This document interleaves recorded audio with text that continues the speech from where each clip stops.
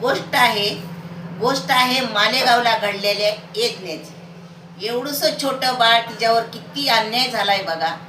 बघा आता तुम्ही पुण्या दुश्मनानं त्याची काय दुश्मनी होती बरं एवढ्या बाळासंग.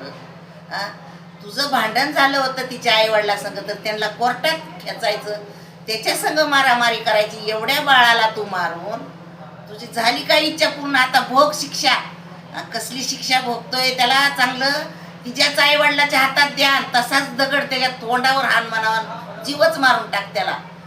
कायदा कायदा कायदा कायदा पण काय, थोड्या दिवस ठेवणार सोडणार त्याला मोकाट कुत्रा, परत दुसरा हाईच आणि दुसरा बाड्या, तसं करायला. तर तुम्ही असं न करताना त्याला चांगली शिक्षा दिली पाहिजे. आणि काय त्याची मुकल्या जीवाचा गुन्हा होता का काय?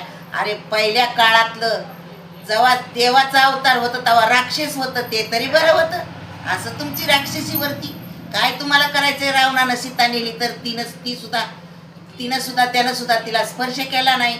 आणि तुम्ही असं जबरदस्ती एखाद्याच्या बाळाला, एखाद्याच्या मुलीला, एखाद्याच्या बहिणीला असं जबरदस्ती हे करताना ती जर नाही तुम्हाला ही झाली, वस झाली, तर तिचा खून करता. हे कुठलं काय ही तुमचं कृत्य?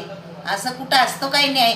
भलतंच झालंय बाबा ह्या भारत देशामध्ये, लईच घडायला लागलंय. असं चांगला कडक कायदा काढा, सरकारला माझी विनंती आहे.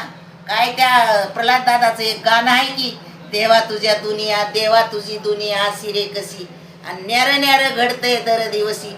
प्रत्येक वेळेला वेगळंच ऐकायला भेटतंय. काय हे असलं? हे असं कसं आहे?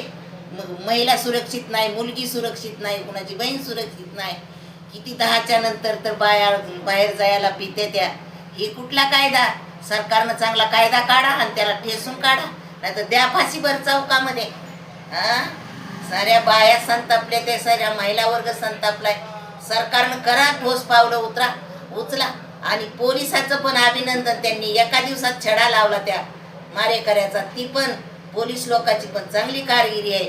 पण आता कोर्ट काय करतंय बघूया. आता सगळ्याचं डोळं त्याच्याकडेच लागलेलं आहे, तर कोर्टाकडं काय शिक्षा देतात ती बघू आता.